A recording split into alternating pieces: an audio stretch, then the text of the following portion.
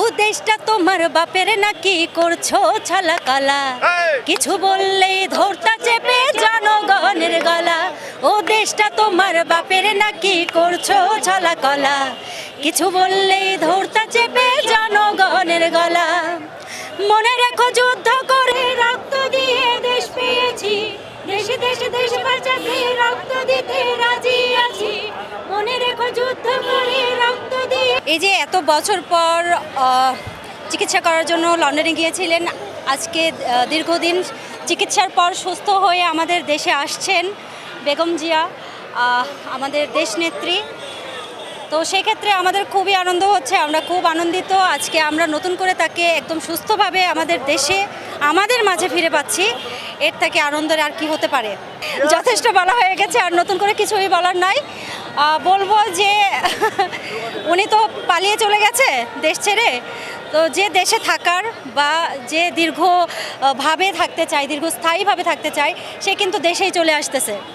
আর যার পালানোর সে চলে গেছে, হ্যাঁ, ফেক প্রেম যার সে দেশ ছেড়ে পালিয়েছে। ইভেন শুধু সে নয়, তার যত ছানাপোনা আছে সবাই দেশ ছেড়ে পালিয়ে গেছে। গান তো আমরা অলওয়েজ গাচ্ছি, এবং যে গানগুলো আছে এগুলো তো আছেই। এরপরেও আমরা নতুন গান নিয়ে অবশ্যই সামনে আসব, খুব শীঘ্রই নতুন গান আপনারা দেখতে পাবেন। আর জোবাইদা রহমানের জন্য অসংখ্য শুভকামনা, যে আমরা ওনার মতো একটা পার্সোনালিটিপূর্ণ একজন মানুষকে আমরা পাশে পাচ্ছি, ওনাকে আজকে আমরা সামনাসামনি দেখব, এটা অনেক বড় পাওয়া, এবং আশাবাদী যে উনি আমাদের জন্য ভালো কিছু করবেন।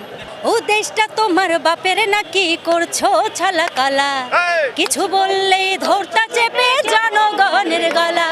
ও দেশটা তোমার বাপের নাকি করছো ছালা কলা, কিছু বললেই ধরতা চেপে জনগণের গলা।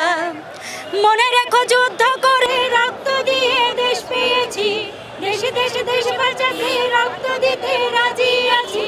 মনে রেখো যুদ্ধ করে রক্ত দিয়ে দেশ পেয়েছি, দেশে দেশে দেশ বাঁচাতে রক্ত দিতে রাজি আছি। ভয় দেখিয়ে হলো না রে কাম, ও বাছারাম, ভয় দেখিয়ে হলো না রে কাম, ও বাছারাম, ভয় দেখিয়ে হলো না রে কাম।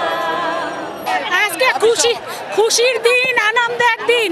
দীর্ঘ 17 বছর আমাদের প্রাণপ্রিয় নেত্রী, দেশনেত্রী বেগম খালেদা জিয়া, গণতন্ত্রের মা, যিনি গণতন্ত্রের জন্য আন্দোলন করেছেন, সংগ্রাম করেছেন, জেলে গিয়েছেন, দীর্ঘদিন বিনা চিকিৎসায় থেকেছেন, এবং পরম করুণাময় আল্লাহ তাআলার কাছে হাজার হাজার শুকরিয়া। বিগত 4 মাস হলো দেশনেত্রী বেগম খালেদা জিয়া সুচিকিৎসার জন্য বিদেশে গিয়েছিলেন। সুচিকিৎসা নিয়ে তিনি দেশে ফিরে আসছেন। এর চাইতে আনন্দের আর কিছু হতে পারে না। আমরা ভীষণ আনন্দিত, গর্বিত। তবে আমাদের আরেকটি আকাঙ্ক্ষার জায়গা হচ্ছে যে দেশনেত্রী বেগম খালেদা জিয়া যে গণতন্ত্রের জন্য আন্দোলন করেছেন, সংগ্রাম করেছেন, সেই গণতন্ত্র এখনো সুদূর পরা হতো। সেই গণতন্ত্র ফিরিয়ে আনতে হবে আগামী দিনে একটু অবাধ, সুষ্ঠু, নিরপেক্ষ নির্বাচনের মধ্যে দিয়ে।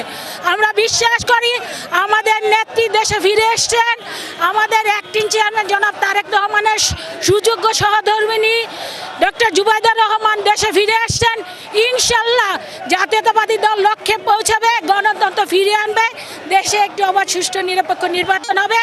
আমাদের প্রাণপ্রিয় নেত্রী সেই নির্বাচনে অনেক বড় ভূমিকা পালন করবে। দেশনেত্রী, বাংলাদেশের প্রথম মহিলা প্রধানমন্ত্রী বেগম খালেদা জিয়ার আগমন উপলক্ষে আসলে এই যে মানুষের ঢল স্বতঃস্ফূর্ত, আসলে তার যে জনপ্রিয়তা, এটা কখনো বলে বোঝানোর মতো নয়।